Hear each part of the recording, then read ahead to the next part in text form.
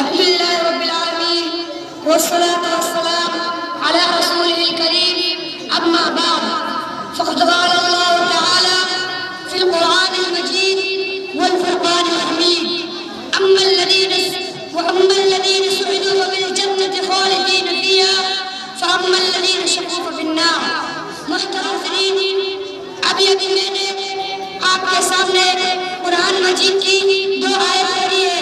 اس کا ترجمہ یہ ہے کہ جو لوگ خوش قسمت ہے وہ جنت میں ہے اور جو لوگ بدبخت ہے وہ جہنم میں ہے. اس دنیا رنگوں میں جب انسان آنکھیں کھولتا ہے تو دنیا اسے چاروں طرف سے گھیرنا شروع کر دیتی ہے.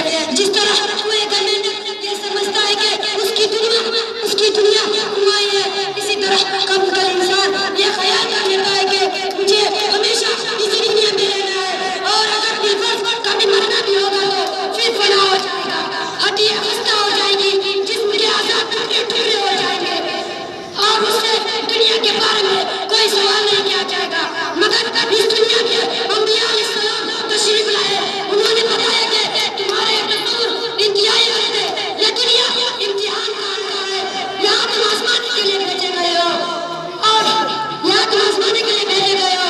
یہاں کی ہر گھر اور ہر سکون کا حساب ہوگا. جس طرح اس دنیا کے رہنے والے انسان نیک عمل کریں گے اور صحیح راستے پر چلیں گے، حق و غلط کے حلال مقام پائیں گے، خالق کائنات کے احکام کے مطابق اپنی زندگی گزاریں گے تو مرنے کے بعد خالق کائنات کے احکام، مرنے کے بعد کامیابی اس کی